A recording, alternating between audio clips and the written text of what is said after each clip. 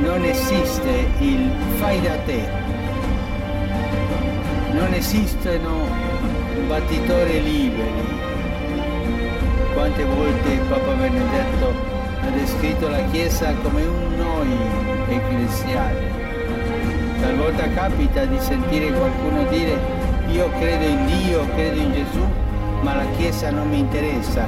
Quante volte abbiamo sentito questo? E questo non va.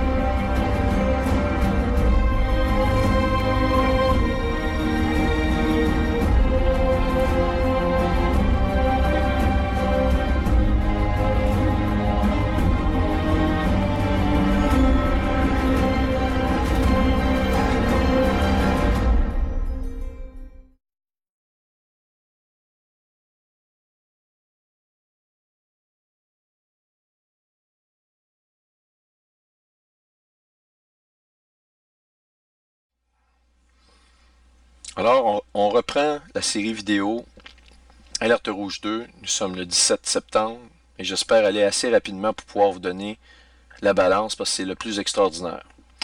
Maintenant, rapidement, on parle de prophéties qui se déroulent sous nos yeux, des prophéties terminales, des prophéties frappantes et pivots dans l'avènement des tribulations. Et aussi, on parle des temps de l'enlèvement de l'Église. Et bien, en voici une qui est sortie le 15 septembre. Obama. La stratégie russe en Syrie est vouée à l'échec. Alors, vous savez que les Russes sont rentrés militairement en territoire de la Syrie. Il y a un sous-marin russe qui navigue actuellement vers la Syrie avec à son bord 20 missiles intercontinentaux nucléaires. Alors, écoutez, c'est une situation extrêmement dynamique et dynamite, je dois dire, explosive qui se produit en Syrie. Non seulement ça, j'ai reçu un Twitter, une source officielle du gouvernement, de l'armée américaine. C'est confirmé, les Américains sont rentrés aussi militairement en Syrie. Et là, ce qui se produit, c'est que les Russes vont appuyer le régime de Assad, tandis que les Américains vont appuyer les rebelles. Alors, vous savez, l'histoire nous le dit. Vous savez, vous n'êtes pas sans savoir que toutes les Troisième Guerre mondiale ont été fomentées, ont été déclarées en débutant avec des confrontations avec des joueurs, des intermédiaires. Eh bien, c'est exactement à ce que nous assistons. J'ai de bonnes raisons de croire avec les études que j'ai ou le travail que j'ai fait actuellement, dans la suite des choses que je vais vous montrer, dans ce que je vous ai déjà montré, que les États-Unis d'Amérique, le temps des États-Unis d'Amérique est compté, qu'après la visite du pape le 23 septembre, eh bien, il n'y a plus rien d'assuré pour ce pays-là des États-Unis d'Amérique. Alors, j'ai même un article à l'effet que Obama a ordonné à toute la surveillance de la côte est des États-Unis, bon, il les a, au niveau de l'armée, surveillance de la côte est, c'est extrêmement important. Eh bien, tous ces effectifs militaires-là ont été remaniés jusqu'au 1er octobre. Alors, ça laisse une fenêtre extraordinaire pour une attaque à partir du littoral de la côte est. Vous le voyez ici, US Aerial Surveillance impaired off the East Coast until October 1st due to military activities. Ça, c'est un article qui est sorti le 8 septembre. Et voyez-vous ici, je veux dire, écoutez, c'est renversant. C'est vraiment, vraiment spécial. Maintenant, on va regarder les prophéties relatives à Damas. C'est vraiment important. Je les ai déjà montrées, mais elles sont en deux volets. Une dans laquelle, que les gens connaissent, qui est Isaïe 17, oracle sur Damas. Celle-ci nous dit que Damas va être un amas de ruines. Cependant, il y en a un autre qui nous dit qu'ils vont jeter probablement Israël, une bombe nucléaire éventuellement sur la ville de Damas. Ils n'auront pas le choix, il va se passer quelque chose. Et ils ont l'option Samson. Et l'option Samson, c'est comme je vous ai dit, si Israël est attaqué par plusieurs fronts en même temps, ils se réservent l'option d'envoyer une bombe à neutrons sur chacune des capitales des pays qui les attaquent. Alors, oracle sur Damas, voici Damas ne sera plus une ville, elle ne sera qu'un monceau de ruines. Les villes d'Aroer sont abandonnées. Elles sont livrées aux troupeaux s'ils y couchent et personne ne les effraie. Ils s'y couchent et personne ne les effraie. Autrement dit, il n'y a plus d'âme, il n'y a plus d'être humain là, qui va habiter cette ville-là. Alors ici, voyez-vous, c'est un amas de ruines. Sauf que, si vous regardez dans Amos 1, on donne des précisions différentes. Parole d'Amos, l'un des bergers de Tekoa, vision qu'il eut sur Israël au temps d'Ozias, roi de Juda, et au temps de Jéroboam, fils de Joas, roi d'Israël, 2 ans avant le tremblement de terre. Il dit, de Sion, l'Éternel rugit. De Jérusalem, il fait entendre sa voix. Les pâturages des bergers sont dans le deuil, et le sommet du Carmel est desséché. Ainsi parle l'Éternel, à cause de 3 cimes de Damas, même de 4, je ne révoque pas mon arrêt, parce qu'ils ont foulé Galad sous les traîneaux de fer. J'enverrai le feu dans la maison d'Azahel, et il dévora les pellets de Ben-Hadad. Ben-Hadad, c'est évidemment l'ancêtre de la fondation du pays de la Syrie. Alors ici, un feu dévorant. J'enverrai un feu dans la maison. Il dévorera les pellets. Voyez-vous ici, c'est ce qui m'amène à croire, et même si on regarde dans les écrits d'origine, c'est encore plus frappant. Il s'agit d'un feu extrêmement puissant, extrêmement fort, et justement, nous allons assister à ce moment-là, je suis convaincu, à quelque chose d'extrêmement fort et puissant, très marquant sur Damas. Une des preuves maintenant qu'on voit cette prophétie-là s'avancer, l'ONU, en fait, attendez un instant, je le lis ici. Voyez-vous, Cameron, du Royaume-Uni, appelle au tapis de bombes sur Damas. Autrement dit, là, si vous pensez que ce n'est pas une déclaration de guerre, de tapisser la ville de Damas de bombes, on est vraiment, vraiment, vraiment avancé. Mais attendez, je vais vous montrer quelque chose d'encore plus percutant qui m'était envoyé aujourd'hui par Serge. Et voici l'information, je vous la donne.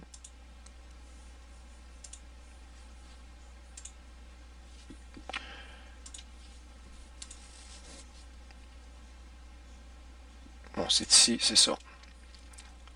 Publié aujourd'hui, le 17 septembre, c'est-à-dire, c'est ça, on est le 17 septembre 2015. Un journal français qui est israélien. L'ONU. Abbas promet de lâcher une bombe lors de son discours. Et selon les analystes israéliens, Abbas va annoncer l'abrogation des accords d'Oslo signés en 1994. Bon, l'abrogation, qu'est-ce que ça veut dire? Eh bien, ça veut dire l'annulation, si vous voulez, des accords d'Oslo signés en 1994. Ces accords-là, c'est un accord intérimaire et elle a duré 7 années et elle n'a jamais été signée. Maintenant, si Abbas rejette complètement l'accord d'Oslo, c'est parce qu'ils ont quelque chose en tête. Il y a un plan. Il va dévoiler ça. Son discours est prévu pour mercredi. Et mercredi, si on regarde un calendrier, ça tombe le 23. Encore le 23. Et nous savons, il y a 2 jours, nous avons eu des nouvelles officielles à l'effet qu'Obama a repris les discussions pour l'accord de paix avec Israël.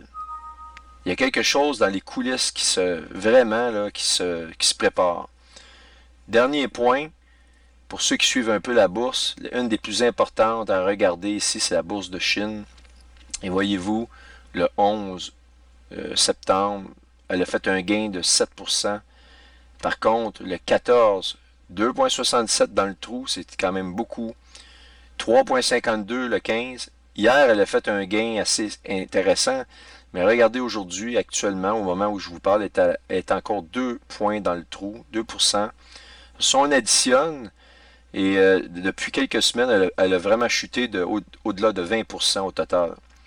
Et si on regarde, on a 3, 4, 5, 6, on a environ 8% au total, comparativement à 5, elle est toujours en descente. Donc, voyez-vous, c'est actuellement, rien n'est joué, et vraiment, il va se passer quelque chose avec la bourse, j'en suis absolument convaincu. Et n'oubliez pas, le Shemitah avec un 10 jours de délai. Le 10 jours de délai, plus que le Seigneur est en train de nous mettre ses paroles extrêmement à la vie, en nous disant nul ne connaît l'heure ni le jour, et même moi, j'aurais jamais pu penser que la fête des trompettes arriverait le 15. Il n'y a personne qui pouvait penser ça. Et en passant, une de nos sœurs, une très bonne amie à moi, elle connaît, elle s'occupe d'un domaine, d'un monsieur qui est un juif propriétaire. Et elle lui a demandé, la fête des trompettes a vraiment commencé le 15. Il dit oui, il dit finalement c'est le 15. Donc la première ticherie, en principe, c'est le 15. Mais là, actuellement, ils sont vraiment pris avec un problème, puisque le premier ticherie, ils le mettent, eux, tout de même au 13 septembre. Ils ne changent rien dans leur calendrier. Alors, ils vont faire la fête du Yom Kippour comme convenu, selon ce qu'elle a su, le 23 septembre. Alors, ils ne respectent plus la parole, puisque la parole dit que c'est 10 jours de pardon, donc le Yom Kippour devrait être le 25. Tout ça m'amène à vous dire qu'il y a quelque chose de vraiment étrange là-dedans. Je vous dis, j'ai jamais vu une affaire comme ça, et ça me fait vraiment penser, ça résonne dans ma tête. Le maître tarde, et nul ne connaît l'heure ni le jour. OK? Alors voici, je vais commencer maintenant la matière qui est directement en relation avec Alerte Rouge 2. Maintenant, pour vous montrer l'interrelation des prophéties bibliques, lorsqu'on les prend séparément, souvent on va pas voir des interrelations qu'elles ont les unes envers les autres. Mais ici, je vais vous faire une démonstration de l'interrelation puissante de diverses prophéties qui se confirment toutes les unes les autres. Alors, il y a trois autres questions importantes qui peuvent se poser ici, à ce stade-ci. La première question, y a-t-il une relation entre le message codé encrypté dans le discours de Mme Lagarde au déjeuner du National Press Club du 15 janvier 2014 et la reine du Midi se levant des extrémités de la terre pour entendre la sagesse de Salomon de Matthieu 12, 42? Première question. Deuxième question qu'on peut se poser, y a-t-il une relation entre la reine du Midi se levant des extrémités de la terre pour entendre la sagesse de Salomon et de Matthieu 12, 42 et du rêve de Pharaon à propos des 7 années de vaches grasses suivies de 7 années de vaches maigres de Genèse 41. Troisième question qu'on peut se poser, y a-t-il d'autres caractéristiques bibliques pouvant être étudiées d'un point de vue astronomique se rapportant d'une manière unique à la fête des chauffards du 13 septembre 2015 et à l'avènement de la reine du Midi de la sagesse de Salomon de Matthieu 12, 42. Autrement dit, y a-t-il d'autres indices astronomiques qui sont donnés dans la Bible et qui, curieusement, correspondraient exactement à cette date-là, ici, du 13 septembre 2015, qui semble être la date pivot si vous voulez, d'un délai de 10 jours, d'une épreuve supplémentaire de 10 jours, OK, selon toute vraisemblance. Et, en plus de cela, comme vous le savez, à partir de cette date-là, il y a eu comme nul ne connaît l'heure et le jour. Tout a été retardé, rien ne s'est passé comme prévu. Et actuellement, comme je vous dis, les Juifs vont être obligés de fêter la fête du Yom Kippour le 23 alors qu'ils devraient la fêter le 25. Vraiment, là, il y a quelque chose de vraiment spécial là-dedans, comme je vous ai déjà dit. Alors, regardons chacune de ces trois questions-là dans les détails. Premièrement, répondre à la première question, y a-t-il une relation entre le message codé de Mme Lagarde et la reine du Midi qui se lève des extrémités de la terre? Eh bien, comme le discours de Mme Lagarde eut lieu lors d'une réunion du National Press Club Luncheon, alors, et si nous considérons que cette réunion débuta exactement à 12h30 le 15 janvier 2014, il est absolument renversant de constater que si nous appliquons à la lettre le code décrypté, en considérant avec précision le laps de temps exact que comporte le cycle lunaire, qui est le cheval noir, qui est de 29,53 jours, nous avons donc ce qui suit. Alors, 1 jour, 7 mois, 29,53 jours. Voici ce que donne 0,53 jours en heure. Alors ici, je prends 0,53 jours fois 24 heures par jour. Donc, ça donne 12,72 heures, ce qui équivaut à 12 heures 42 minutes. 12 heures 42 minutes correspond à quelques minutes à peine du moment du zénith de la reine du Midi de Matthieu 12, 42. N'avez-vous pas remarqué que le calcul arrive à 12,42, que justement, la reine du midi se fait dans Matthieu 12,42? Je veux dire, c'est extraordinaire. Et en passant, hier, quand j'ai parlé de Claude Inierski, de ses calculs qu'il arrivait le 25 de décembre, le 25 de septembre, eh bien, vous êtes d'accord que le 25 septembre, nous parlons du 9, qui est le 9e mois, et 25, le 25e jour. D'accord. Et d'où a-t-il tiré ces calculs? Eh bien, il les a tirés de Daniel 9, 25. Juste vous faire penser à ça. Ça n'a peut-être pas rapport, mais ça commence à faire des méchantes coïncidences, OK? Là, je reviens ici. Si on applique les 1 jour, 7 mois et 29,53 jours, 29,53 jours à la lettre à partir du 15 janvier 2014, eh bien, nous arrivons donc au moment de la levée de la reine du midi au zénith qui s'est faite, je vais vous montrer ici l'heure exacte. Ici, je suis au 13 septembre, vue de Jérusalem. C'est le méridien se produit à 12h35, OK? Donc, à quelques minutes près, nous avons donc ici la reine du midi. Vous voyez, elle est couronnée de la lune. La lune, on ne la voit pas, est très proche. Le soleil, en même temps, au zénith, vue de Jérusalem. Ça, c'est une image vue de Jérusalem ici, le 13 septembre 2015. Alors, comment c'est possible que nous avons un calcul ici, à partir du discours de Mme Lagarde, qui nous arrive, qui nous pointe vers le zénith de la reine du midi. Et non seulement ça, je vous rappelle que Mme Lagarde a fait son discours, elle a débuté son discours à 12h35. Midi et 35, mesdames et messieurs, c'est exactement à la minute près. Pardon, je vais enlever ça ici. Ce que je vous montre ici. Voyez-vous, midi et 35, c'est exactement si vous voulez, le zénith de la manifestation de la reine du midi qui s'est produit le 13 septembre. On ne peut plus penser que ce sont des hasards. Ces gens-là calculent absolument tout selon une méthode qui est absolument extraordinaire.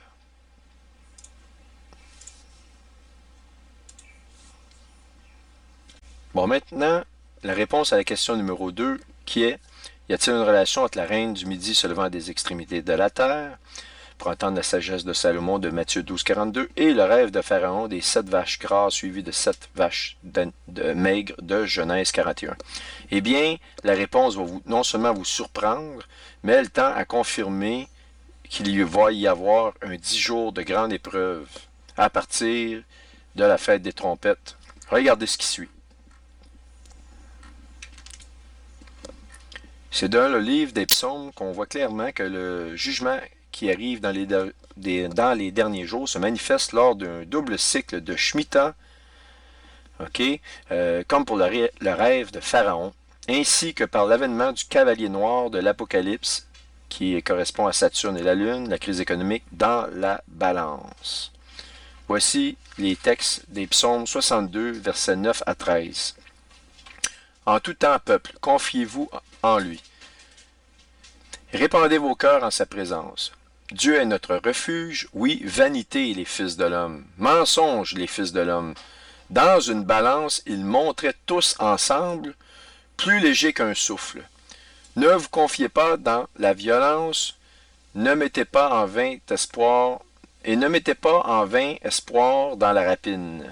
La rapine, c'est le pillage, comme on nous parle dans justement dans la prophétie de Jacques 5 sur l'économie et qui nous parle aussi de l'enlèvement. OK? Donc, il nous parle exactement qu'il va y avoir, dans les temps de la fin, dans la balance, que les hommes vont vouloir se justifier, puis ils vont arriver absolument trop légers pour Dieu pour se justifier. Donc, Dieu, ça nous parle d'un jugement, puisqu'il va les balancer, il va les peser, les juger, OK? Et il parle d'une rapine, c'est-à-dire d'un pillage économique qui va se faire, un genre de carnage économique qui va se faire en même temps, qui confirme Jacques 5. Alors, je continue. Quand les richesses s'accroissent, n'y attachez pas votre cœur. Ça confirme qu'il va y avoir des gens qui vont devenir de plus en plus riches par rapport à d'autres qui vont devenir pauvres. Dieu, là c'est ici qui est important, Dieu a parlé une fois, 2 fois, j'ai entendu ceci, c'est que la force est à Dieu. Alors, voyez-vous ici, Pharaon a fait 2 rêves et il s'est fait dire, dans Genèse 41, 33, si le Pharaon a vu le rêve se répéter, c'est que la décision est ferme de la part de Dieu et qu'il la mettra rapidement en œuvre. Alors, ici, on nous reconfirme la relation absolument intime entre cette prophétie-là ici qui nous parle de la balance et le rêve de Pharaon. Dieu a parlé une fois, Dieu a parlé 2 fois, j'ai entendu ceci, la force est à Dieu, qui confirme, comme je vous ai dit, Pharaon. Et donc, on continue les psaumes. À toi aussi, Seigneur, la bonté, car tu rends à chacun selon ses œuvres. Alors, vous avez la preuve. Si Dieu rend à chacun selon ses œuvres, c'est qu'il y a un début de jugement qui commence. Alors, Dieu ne restera plus les bras croisés. Il n'a jamais resté les bras croisés, remarquez bien. Mais là, maintenant, il va arriver en force. Il va imposer sa force à l'humanité en jugement. Là, ici, c'est une image du rêve de Pharaon avec les vaches et les épis qu'on voit ici. Maintenant, vous vous rappelez, je vous ai montré un graphique ici des fêtes juives et vous avez vu ici, au Rosh Hashanah, correspond une balance. Elle me dit, wow, c'est vraiment intriguant, tu nous parles, vous avez des versets dans les psaumes, pardon, pas ici, celle-ci, les psaumes qui nous parlent. Dans une balance, ils montraient tous ensemble, plus léger qu'un souffle. OK. On retourne ici. Donc, vous voyez ici les 10 jours de repentance. OK, ils sont là les 10 jours de repentance. D'ailleurs, vous les voyez, jusqu'à 10, on n'a pas le choix. Et après vient le Yom Kippour. Justement, on voit un livre qui se déroule ici, qui nous fait penser, qui n'est pas sans nous faire penser à l'ouverture des sceaux par le Shiloh, Jésus dans les derniers jours. Maintenant, voici ce que j'ai à vous dire, d'où vient le symbole de la balance. Il y a vraiment une signification vraiment extraordinaire ici. Premièrement, le Rosh Hashanah est associé, ok, vous allez me dire, il est associé au rassemblement du peuple, ok, mais il y a une signification encore plus importante. Je vais le centrer pour que vous voyez bien ici.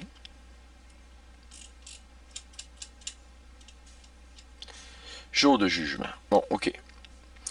Alors, dans les psaumes 81, 5, c'est écrit « Sonnez le chauffard à la nouvelle lune, au jour fixé pour notre fête. C'est un statut pour Israël, un décret. » Et dans les écrits d'origine, on a un mishpat, mishpat du Dieu de Jacob. Okay, le décret se traduit par mishpat, où le terme mishpat est interprété dans son sens le plus courant comme un jugement. Voilà, ici, c'est extrêmement important. Donc, lorsqu'on regarde ici le jugement, eh bien, il y a un autre point à regarder qui est très important. Alors donc, la juxtaposition de ce mot avec Dieu de Jacob, en souligné, selon l'exégèse rabbinique, le caractère, ça amène un caractère universel au jugement.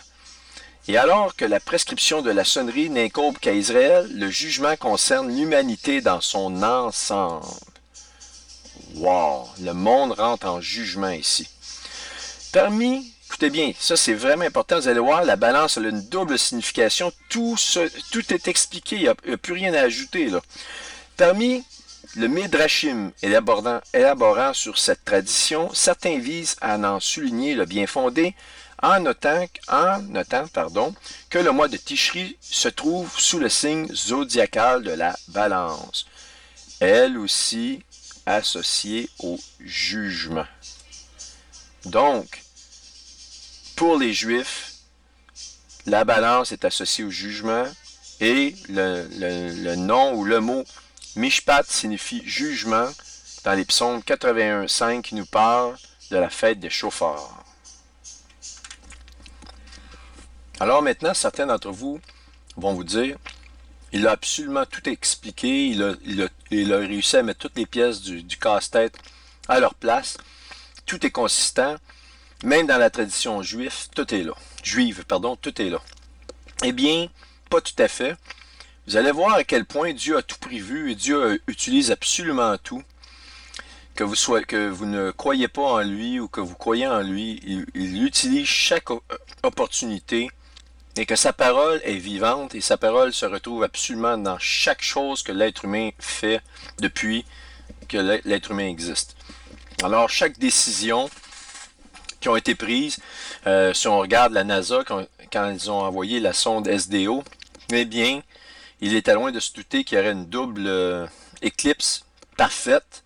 Ils ont envoyé cette sonde-là depuis des années et au jour du Rosh Hashanah cette année, nous filmerait une double occultation du soleil. C'est pour ça que je vous dis, et ça correspond à tous mes travaux que je vais vous montrer. Maintenant, regardez ce qui suit. L'alpha et l'oméga, le commencement et la fin, et la balance. Et celui qui était assis sur le trône dit, voici, je fais toutes choses nouvelles. Et il dit, écris, car ces paroles sont certaines et véritables. Et il me dit, c'est fait, je suis l'alpha et l'oméga, le commencement et la fin. À celui qui a soif, je donnerai de la source de l'eau de la vie gratuitement. Celui qui vaincra héritera de ces choses. Je serai son Dieu, il sera mon fils. On voit dans Apocalypse 21, les versets 5 à 7. Saviez-vous que le symbole de la balance comporte la lettre grecque oméga qui signifie la fin? Vous avez ici la lettre oméga. Et vous savez qu'oméga signifie la fin, parce que ça nous le dit. Je suis l'alpha, le début, et la fin. Je suis l'alpha et l'oméga, le commencement, ça c'est, il va avec alpha, et la fin qui va avec oméga. Eh bien, le signe de la balance est un oméga, et la forme minuscule s'exprime par la lettre W. Ok, la oméga, là, la lettre oméga en grec, c'est une majuscule, c'est celle de la balance. Mais par contre, si on veut l'avoir en minuscule, c'est W. Là, vous me suivez. Ça, c'est dans le langage grec. La Bible nous dit dans l'Apocalypse 9.11, je vais aller le chercher, nous donne le Apocalypse 9, nous donne le nom de Satan. Ok, elle avait sur elle comme roi l'ange de l'abîme. C'est pas le roi des États-Unis, c'est pas le roi d'un pays qu'on connaît, c'est le roi de l'abîme, nommé en hébreu Abaddon et en grec Apollyon. Alors ceux qui me critiquent de parler de la mythologie, allez critiquer Dieu avec sa parole, puisque lui en parle pas juste à cet endroit-là, à plusieurs endroits. Vous ne me trouverez pas aucun autre écrit autre que les textes grecs, de la mythologie grecque, duquel on retire le nom d'Apollon comme étant un personnage clé dans cette mythologie-là. Et la Bible nous confirme que Apollon, donc la mythologie, ce sont des dieux, et c'est Satan qui s'est fait une mythologie pour s'accaparer la gloire de Dieu, et toute la mythologie est calquée sur les Écritures bibliques.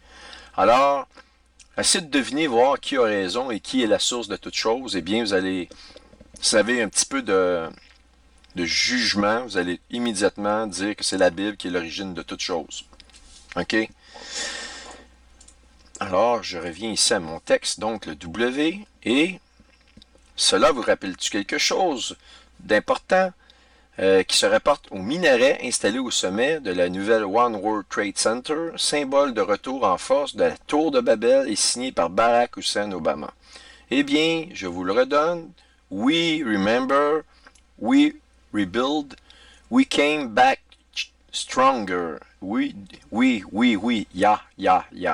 We remember, voyez-vous le W et la lettre W, eh bien, dans le langage hébreu, correspond, ou si vous voulez, Vav, ça correspond à 6. Donc, on a 3, 6. Ici, on a 6, 6, 6.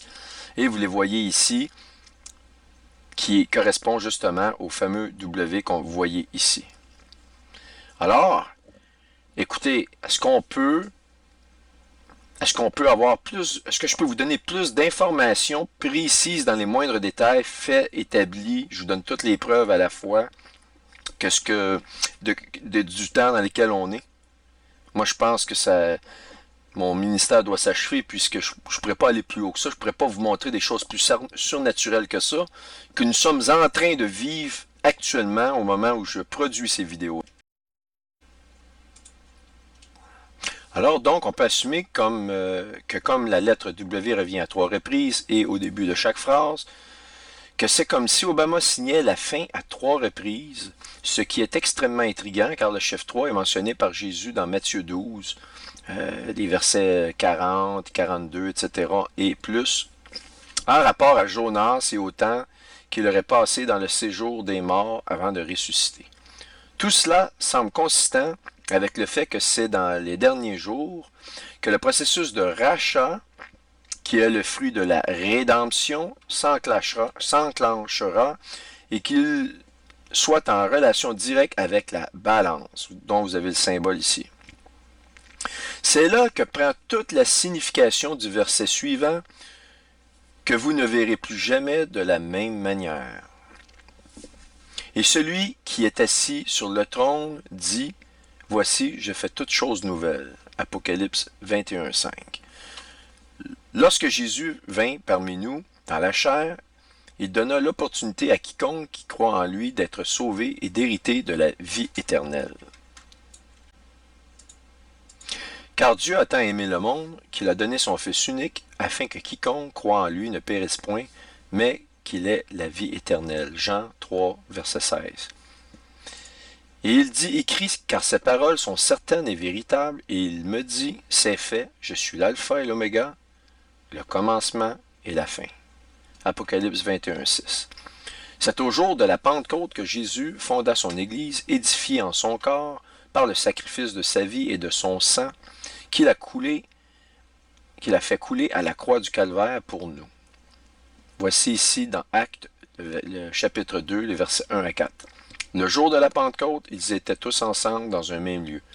Tout à coup, il vint du ciel comme un bruit, comme celui d'un vent impétueux. Et il remplit toute la maison où ils étaient assis. Des langues semblables à des langues de feu leur apparurent, séparées les unes des autres, et se posèrent sur chacune d'eux. Là, c'est la descente ici de l'Esprit Saint, vous l'aurez compris. Le baptême de feu, Jean le Baptiste nous le dit, c'est quelque chose qui est un don de Dieu, c'est Dieu qui le fait, c'est l'Esprit Saint qui baptise les hommes de feu. Et c'est différent du baptême d'eau, qui lui est un baptême physique, qui est un témoignage parmi les hommes et qui est fait avec les hommes. Donc, c'est deux choses complètement différentes. Le baptême de feu est nécessaire à la nouvelle naissance et est une grâce de Dieu. C'est lui qui choisit. Le baptême d'eau, c'est un choix personnel. Vous voulez à ce moment-là crier votre joie et vous faites baptiser d'eau devant les hommes. C'est une autre chose. Et ils furent tous remplis du Saint-Esprit, et ils se mirent à parler en d'autres langues, selon que l'Esprit leur donnait de s'exprimer. Wow! Extraordinaire. C'est ainsi que se produit les premiers baptêmes de feu, qui est l'œuvre de Dieu et qui confirme la nouvelle naissance, d'où l'expression naître de nouveau. Ainsi, n'est-il pas extraordinaire de remarquer que le symbole du christianisme, qui est directement relié à la nouvelle naissance, soit associé au symbole du poisson, qui est la même lettre que alpha, qui signifie le commencement. Alors, je viens de vous montrer que la balance, c'est la fin de l'Église, la fin des temps de la grâce. Je vous ai montré le symbole de la balance, le W, qui est le Vav, qui veut dire 6. Je vais tout vous montrer ça. Et maintenant, je suis en train de vous dire que l'Église a été fondée à la Pentecôte, que c'est là que la première fois que l'Esprit Saint, tel que promis par Jésus, je vais vous envoyer mon esprit, vous ne serez pas seul. L'Esprit qui donne tous les dons de discernement, les dons d'enseignement, etc., aux croyants, commence et que le symbole du début, c'est le symbole du poisson. Alors voici, vous avez ici le symbole d'un poisson et vous savez que dans la langue grecque, c'est alpha.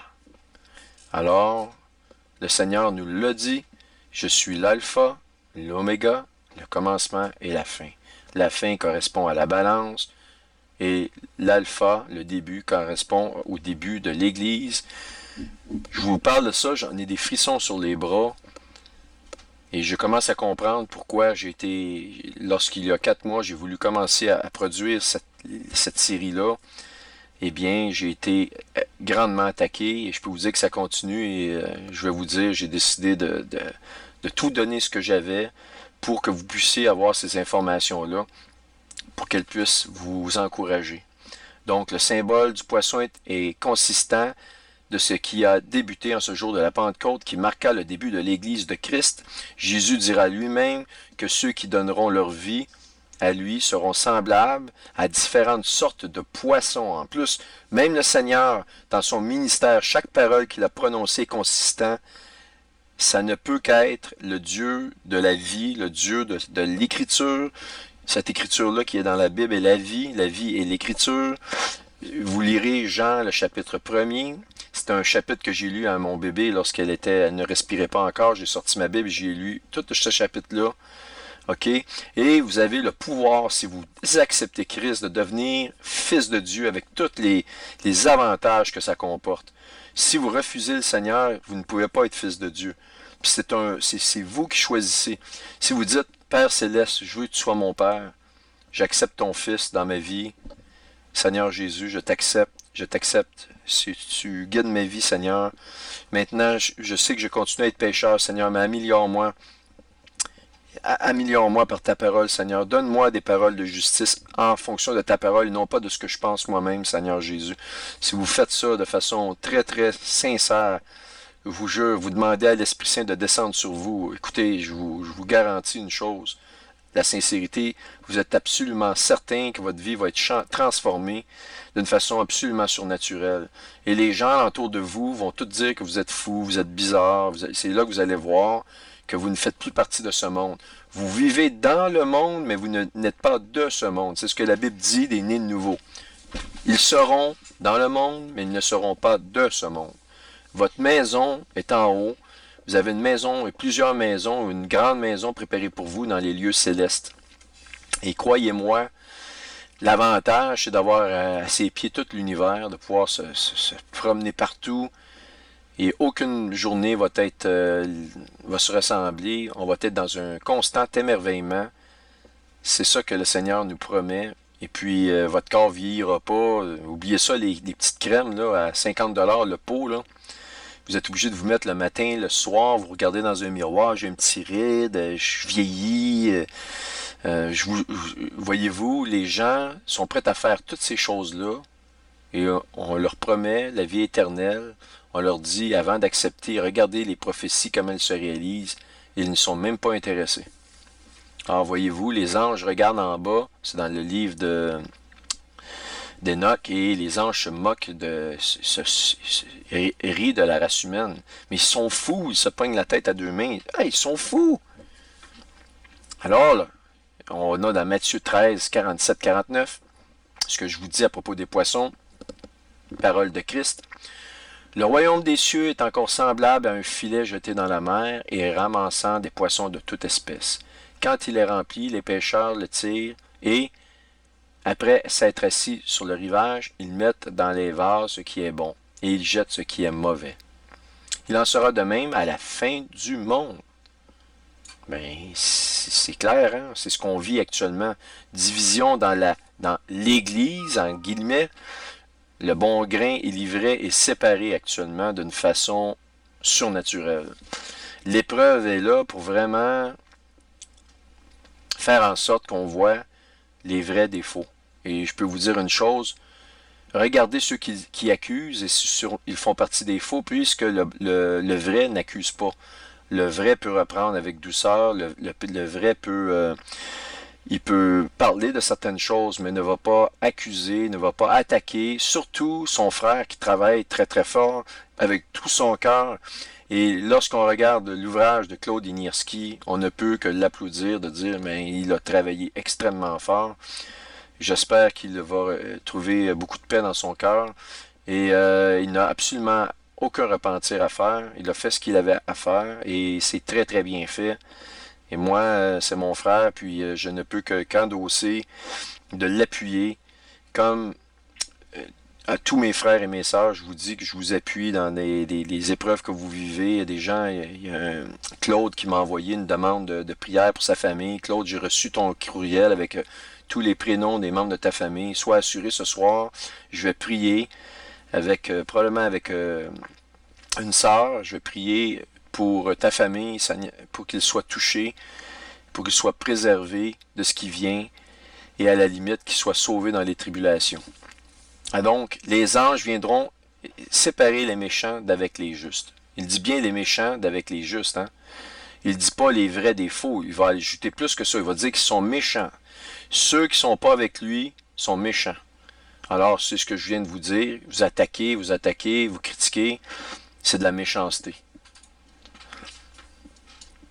La conclusion. Ce qui a été amorcé dans l'ère du poisson en l'an 68 avant Jésus-Christ, l'alpha, le poisson, le commencement, au jour de la Pentecôte par Jésus-Christ. OK.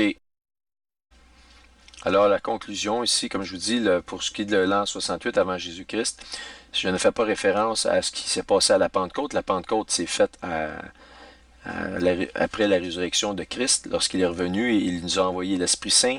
Donc, c'est environ 100 ans après qu'on soit ici astronomiquement parlant, qu'on ait quitté, qu'on ait débuté, c'est-à-dire l'âge du poisson, ok? Et donc, c'était, ça ici, c'est du point de vue astronomique et non pas du point de vue de la Pentecôte, ok? Et donc, ça aussi, le début et la fin, concerne spécifiquement l'Église et non pas les saints de la grande tribulation. Ça, c'est une autre chose. Donc, ce qui débuta dans l'ère du poisson, dans l'alpha, dans le commencement, que vous voyez ici, se terminera dans la balance, dans la fin, dans l'oméga, à l'aube de l'âge du Verseau. Okay? Donc ici, pour vous donner astronomiquement parlant, parce qu'à cause du précession du soleil, vous allez me dire, oui, mais 68 avant Jésus-Christ, bon, Jésus est mort environ à 33 ans, ça fait environ 100 ans qui nous amène à la Pentecôte. Donc, l'âge du poisson aurait été amorcé 100 ans avant la crucifixion, c'est ça, la crucifixion ou la Pentecôte. Vous allez me dire, c'est pas tellement précis. Oui, ça l'est parce que en moyenne, il se passe environ 2000 à 3000 ans pour qu'on change, dû à la précession du soleil, d'une constellation à l'autre. Donc, vous comprendrez, 100 ans sur 2500, c'est extrêmement précis. Et aussi, vous avez ici la ligne de démarcation de l'âge du poisson et où elle se termine, et nous sommes justement là en train de traverser ça, et nous sommes à l'aube, une voie astronomique, du début de l'âge du Verseau, qui est une ligne rouge ici, le soleil s'en va comme ça avec la précession, et on s'en va dans l'âge du Verseau. Alors ici, pour l'oméga, je vous les remonte avec une image déplacée, c'est mieux. Vous voyez ici la fameuse ligne rouge qu'on voit, c'est celle-ci, vous voyez le Verseau. Et là, on va commencer l'âge du Verseau. Voyez-vous, on quitte le poisson actuellement en 2015. Et l'âge du Verseau, eh bien, selon moi, c'est un âge qui va se faire, je dirais, là, à la fin du millénium ou en quelque part dans le millénium. Je ne vais pas vérifier. Mais le Seigneur nous appelle lorsqu'il va, on a la scène, la fameuse scène ou le dernier repas de la Pâque. OK, il demande à ses disciples d'aller préparer le repas de la Pâque. C'est le dernier repas avant sa crucifixion, il le sait. Il demande à ses disciples d'aller préparer la Pâque, le repas de Pâque. Et il leur demande vous allez aller dans le village, vous allez voir un homme qui verse de l'eau avec un pichet. Lorsque vous allez voir l'homme qui verse de l'eau avec le pichet, vous allez aller à ce moment-là à l'auberge qui est vis-à-vis et vous allez rentrer, vous allez demander à l'aubergiste de préparer la salle haute pour le repas de Pâques. Et le symbole, justement, le Seigneur a voulu, il n'y avait rien au hasard. Donc les disciples ne comprenaient pas trop, mais ils sont rentrés dans le village. Ils ont trouvé effectivement un homme qui versait de l'eau avec un pichet. Ils sont rentrés et au niveau de l'auberge, ils ont demandé à l'aubergiste de préparer le repas de Pâques. Il les a fait monter au 2e étage. La signification de ça, c'est que la salle haute, c'est vous avez le ciel qu'on voit des oiseaux, vous avez le ciel céleste, les étoiles, etc.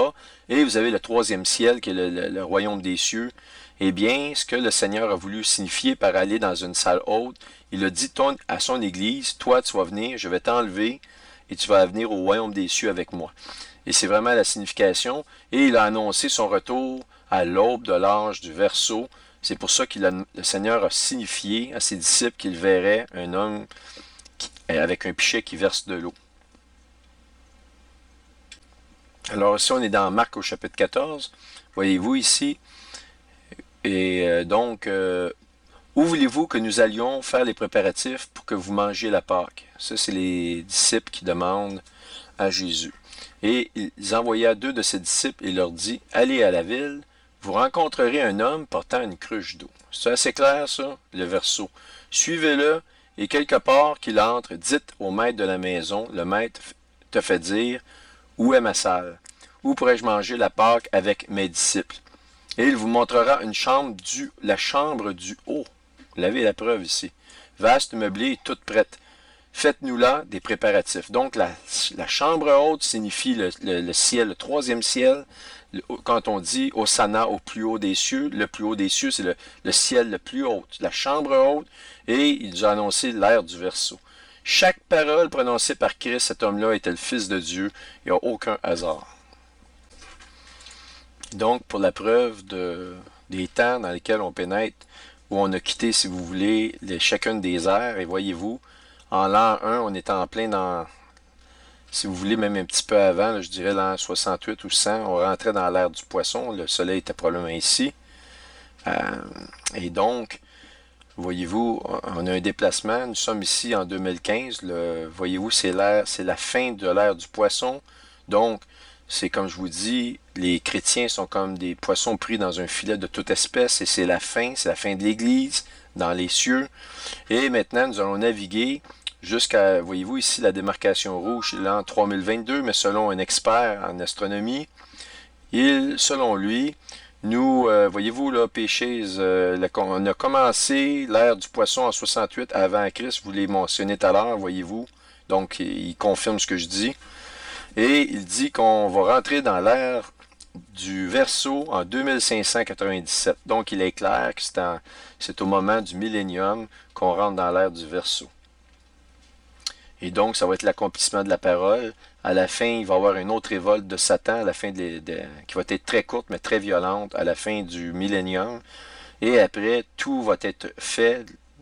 L'accomplissement du jugement dernier, Dieu va accomplir sa parole. Et il va refaire des nouveaux cieux, etc., etc. Et on va rentrer pour l'éternité dans une paix absolue. Il n'y aura plus jamais de mal. Donc, c'est vraiment le plan de Dieu ici. Mais on le voit, les cieux suivent exactement ce que la parole nous dit. C'est absolument extraordinaire.